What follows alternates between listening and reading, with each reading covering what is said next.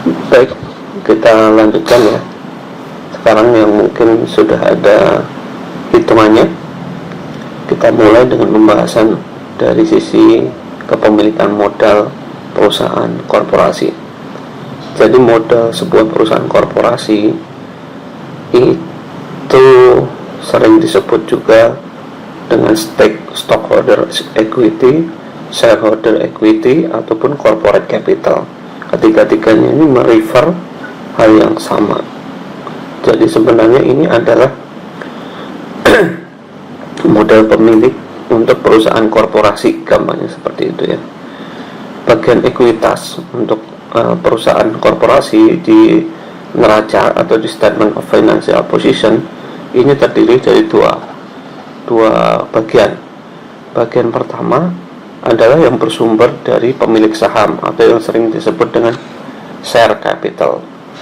Bagian kedua adalah return earnings atau modal yang bersumber dari laba yang ditahan dari hasil usaha perusahaan. Ini contoh laporan keuangan neraca sebagiannya. Jadi modalnya perusahaan robotics yang berbentuk korporasi ini terdiri dari dua hal, share capital atau sering disebut juga shareholder. Terus kemudian ada return earnings. Ini menunjukkan total modal dari si perusahaan korporasi. Return earnings bersumber dari hasil usaha, dari income setiap tahunnya terkumpul sepanjang tahun, jadi seperti ini. Jadi ini terbawa dari tahun pertama berdiri sampai dengan tahun berjalan. Kalau dari sisi akuntansi, saldo normalnya seperti modal yang perusahaan perseorangan juga ada di saldo normalnya, ada di kredit. Kita bandingkan kelompok modal untuk dua perusahaan ini. Untuk perusahaan perseorangan, nama akunnya hanyalah misalnya A kapital, B kapital gitu ya, modal sendiri dari perusahaan. Nah untuk korporasi tadi ada dua-duanya punya saldo normal di kredit. Contoh, teman-teman ingat pas di semester 1 ya, di semester 1 ada namanya pengantar akuntansi. Di bagian sebelum membuat laporan keuangan ada namanya penutupan jurnal atau jurnal penutup. Nah kalau untuk yang perusahaan korporasi, untuk menutup net income ini seperti ini ya. Di akhir tahun pertama, perusahaan dolar memiliki 750.000 euro saham biasa dan laba bersih 122.000.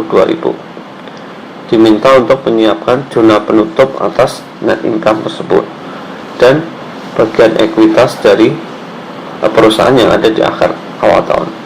Kalau jurnal penutup berarti artinya menutup net income ini. Net income ditutup ya ke income summary. Kemudian income summary nanti in the end ditutup ke labanya perusahaan. Ini sebenarnya kalau kita ingat di semester 1 tidak langsung net income yang ditutup kan. Yang ditutup adalah total pendapatan dan total belanja. Baru kemudian menjadi income summary.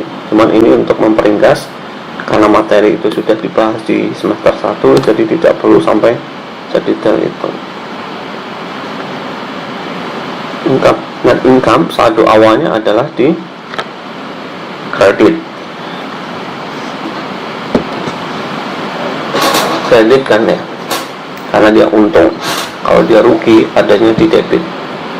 Nah, net income ini asumsinya sebelumnya sudah ditutupkan yang pendapatan dan beban tadi ya, sehingga menghasilkan net income di kredit ke income summary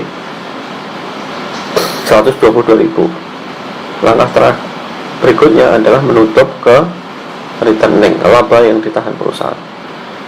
Ini 122.000 adalah net income-nya. Karena ditutup dari saldo awalnya kredit harus dibalikan jadi ke debit, sehingga saldo net income summary itu tidak terbawa di periode berikutnya. Nah, kenapa disebutnya return earning? Karena tadi bentuk modal yang satunya, yang share capital itu hanya bertambah kalau ada tambahan penerbitan saham baru. Kalau bersumber dari penambahan laba bersih, itu ditutupnya ke return earning. Kita lihat laporan keuangannya ya, khusus untuk bagian ekuitas. Surrender capital ordinary-nya tidak bertambah, 350.000. Kemudian return earning-nya 122. Kenapa return earning-nya dapat 122? Karena ini baru tahun pertama. Kalau misalnya dia sudah tahun kedua, nah net income tahun berikutnya ini ditambahkan ke sini. Jadi total ekuitasnya adalah 872.000 euro. Masih simple, mudah-mudahan gampang dipahami ya. Kita lanjutkan sekarang pelakuan akuntansi untuk modalnya. Untuk yang saham biasa, kenapa di sini ada istilah ordinary share? Karena nanti ada bahasan yang terkait preference share atau saham istimewa. Ini untuk yang saham biasa dulu. Kita masuk ke jurnal penerbitannya ya. Jadi bagaimana pada saat penerbitan saham biasa? Perusahaan menerbitkan saham biasa ini tujuannya adalah untuk mendapatkan tambahan modal. Nah, kita lihat ilustrasinya. Perusahaan Hydroslide menerbitkan, ingat, issues ya, bukan sell. Issues 1,000 shares of €1 par value ordinary shares. Ini kebetulan perusahaan masih menerapkan nilai par atau nilai nominal dari lembar saham tersebut.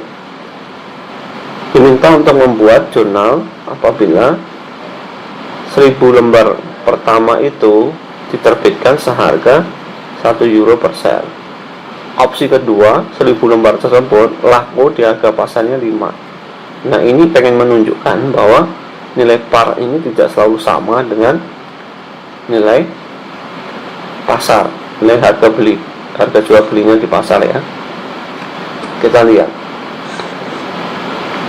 Untuk yang pertama, karena laku diterbitkan dibeli seharga 1 per lembar, yang paling mudah adalah tentu cash yang diterima.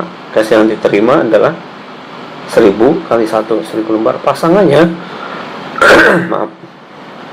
pasangannya share capital ordinary. Jadi ini modal perusahaan yang bersumber dari pemegang saham 1.000 kali 1.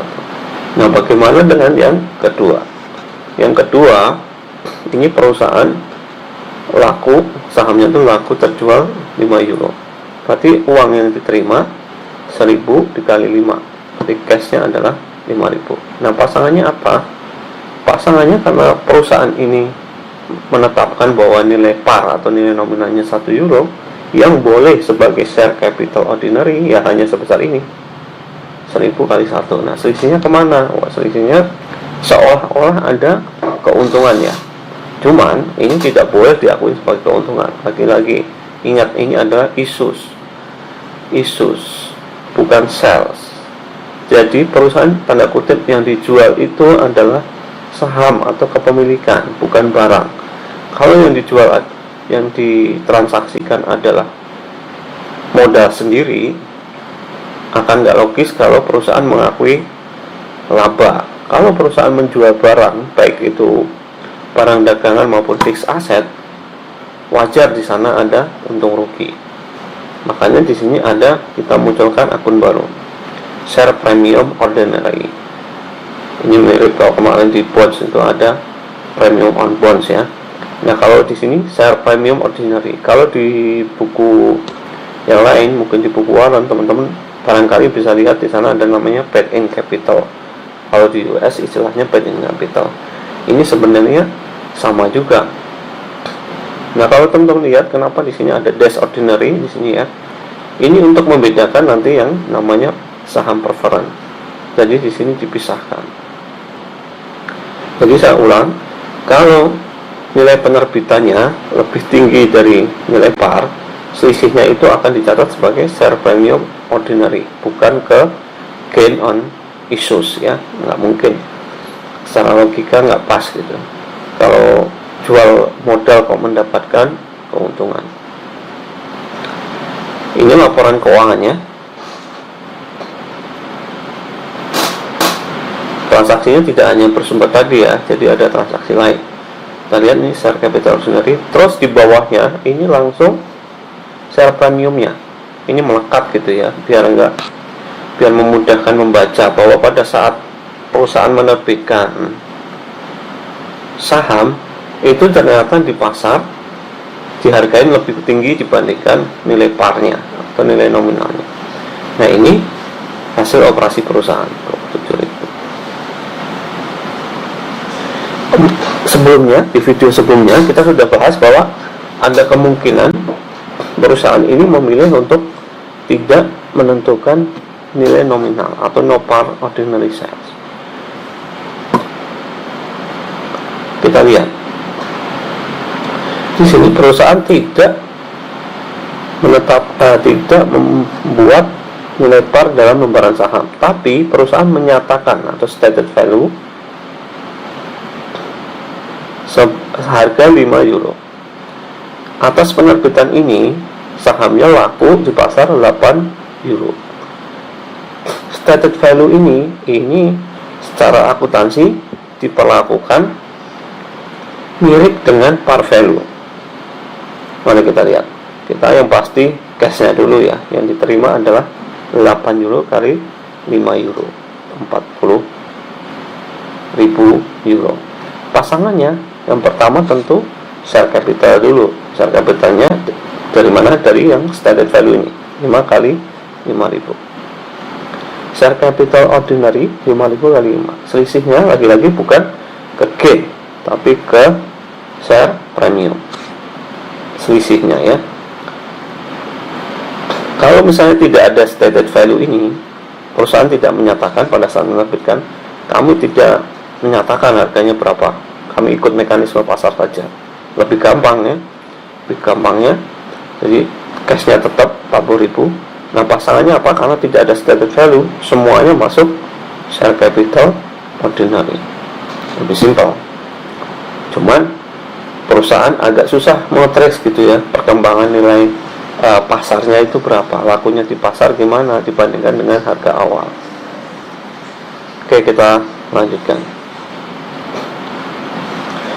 Itu tadi kasus normal ya, kasus normal dalam artian perusahaan menerbitkan saham kemudian mendapatkan uang. Ada kemungkinan perusahaan ini menerbitkan saham tidak untuk mendapatkan uang, atau mungkin imbal baliknya dalam bentuk natura kalau dalam istilah pajaknya ya, dalam bentuk aset yang bukan tunai atau sebagai pengganti layanan. Misalnya kalau kita ingat yang materi sebelumnya, perusahaan pada saat membentuk atau mendirikan korporasi ada organization cost. Organization cost-nya itu antara lain biaya-biaya untuk notaris, untuk konsultan, atau mungkin untuk pengacara gitu ya. Nah, sebagai ganti dibayar dalam bentuk cash, si notaris maupun pengacara ini ataupun konsultan bisa dibayar dengan penerbitan saham. Transaksi lain misalnya perusahaan ini tanda kutip tukar guling, jadi membeli gedung, membeli bangunan diganti dengan saham, tidak dibayar dengan tunai. Ini biasa sebenarnya, jadi kayak semacam ada suatu pihak itu tertarik untuk invest, tapi cashnya tidak banyak. Si calon investor ini suka kalau menyerahkan suatu fixed asset gitu ya. Nah, itu jamak juga terjadi, cuman ada cash khusus nanti yang untuk yang non cash asset. Kita lihat satu-satu. Untuk yang non cash asset ini yang dipertimbangkan adalah harus nilai pasar. Nilai pasar yang mana? Nilai pasar yang dipertimbangkan pada saat penyerahan. Mana yang lebih jelas? Kalau misalnya yang lebih jelas, yang ada nilai yang handal, nilai pasar yang handal itu adalah harga saham, yaitu yang dipakai. Kalau yang lebih handal adalah nilai dari non-cash aset, yaitu tanah dan bangunan, mesin dan sebagainya, itu yang dipakai dasar ya. Dasar artinya dasar pengakuan transaksinya. Kita lihat contohnya.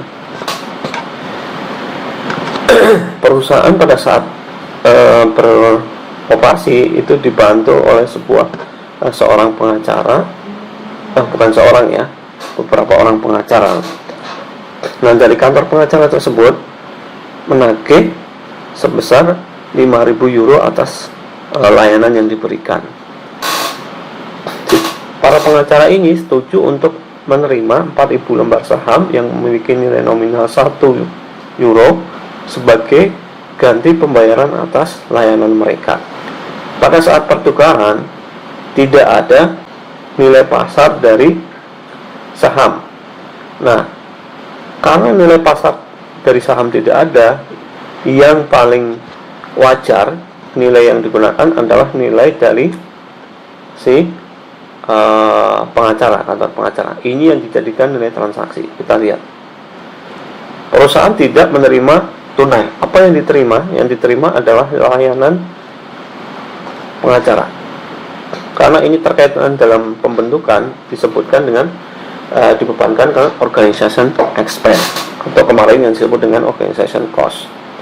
Pasangannya adalah share capital yang ordinary ini sebesar nilai parnya, karena ada nilai parnya 1 euro dikali 4.000. Selisihnya, karena ada selisih selisih antara tagihan pengacara dengan nilai par, selisihnya masuk ke share premium. Ini dengan case tidak ada harga pasar wajar untuk saham tersebut, makanya yang dipakai adalah tagihan dari pengacara. Berikutnya, ini kalau perusahaan menerima atau bertransaksi untuk mendapatkan tanah. Perusahaan sahamnya ini memiliki nilai nominal atau parnya adalah 5 euro per lembar, dan secara aktif diperdagangkan dengan harga 8 euro. Perusahaan menerbitkan 10.000 lembar untuk mendapatkan tanah yang baru-baru ini diiklankan senilai 90.000 euro. Siapkan jurnal untuk transaksi tersebut. Yang pertama kita cek adalah mana harga pasar yang tersedia cukup handal. Kita lihat dari sisi asetnya dulu. Aset di sini ada tanah, ada info harga iklannya 90.000. Tapi apakah satu lagi di sini harga saham? Di sini ada clue actively traded. Berarti ini kurang lebih bisa menjaminkan harga pasar yang di bursa gitu ya, karena perdagangan secara aktif. Jurnalnya, yang pertama kita menerima tanah, tapi tanahnya kita nilai berapa? Apakah 90.000 atau 8 kali 10.000? Kita lihat ya. Nah, tanahnya kita catat 80.000, bukannya 90.000, padahal di sini ada nilai 90.000. Yang perlu teman-teman ingat, di sini adalah advertise for sale. Jadi bukan nilai pasar ya. Ini nilai iklan, misalnya iklan di OLX seperti itu. Bisa nilai aslinya ini bisa lebih rendah karena berdasarkan appraisal, berdasarkan tawar menawar, belum ditambahkan dengan biaya-biaya akta jual beli dan semacamnya. Nah, nilai akhirnya itu bisa jadi bukan 90.000. Karena ini belum handal, kita pakai yang harga pasarnya saham. Jadi yang 8 euro dikalikan 10.000. Pasangannya apa? Pasangannya tentu yang pertama adalah share capital ordinary-nya sebesar nilai parnya 5 kali 10.000, 50.000. Selisihnya masuk ke share premium. Mudah-mudahan cukup jelas kenapa pakai yang saham. Ini ada kata kuncinya adalah actively traded, diperdagangkan secara aktif, jadi relatif lebih handal. Ini contoh lagi ya. Perusahaan Hefei menerbitkan 1000 lembar saham biasa senilai dengan harga nominal 10 yen seharga 12 yen per lembar. Pada tanggal 15 Maret, perusahaan menerbitkan lagi 50.000 lembar saham sebagai ganti pembayaran kepada pengacara senilai 600.000 untuk biaya-biaya organisasi. Kita lihat jurnalnya ya. Di sini ada tambahan info, saham ini tidak diperdagangkan secara terbuka. Artinya apa? Kalau tidak terbuka berarti bukan berdasarkan harga pasar wajarnya ya. Nanti kita lihat. Kita lihat transaksi 1 Maret dulu. Perusahaan menerbitkan 1 juta lembar. Terbitnya 1 juta, nilai pannya 10. Berarti ini cash yang diterima adalah 12 yen dikalikan 1 juta karena laku seharga 12 yen per lembar. Berarti cash 12 euro dikalikan 1 juta lembar, 12 juta. Pasangannya share capital nilai parnya 10 kali 1 juta, 10 juta. Pasangannya lagi, selisihnya adalah seperti biasa masuk ke share premium. Bagaimana yang jurnal tanggal 15 Maret? Ini karena ada istilah informasi not publicly traded, sementara di sini ada informasi tagihan dari pengacara. Ini yang lebih andal, ini yang kita pakai. Jadi organization expense-nya kita pakai sesuai tagihan dari pengacara. Nah, pasangannya adalah karena di sini menerbitkan 50.000 saham baru, berarti share capital ordinary-nya adalah 50.000 dikalikan 10. 500.000. Selisihnya yang 100.000 masuk share premium. Baik, sampai di sini mudah-mudahan cukup jelas. Apabila belum jelas silahkan tanya, pakai komen. Kalau enggak nanti kita diskusikan lagi ya. Nanti setelah ini kita akan masih melanjutkan pelakuan akuntansi untuk yang masih terkait saham juga, tapi pengembangan yang lain. Silakan teman-teman pelajarin dulu materi yang ini, nanti kita lanjutkan lagi. Terima kasih.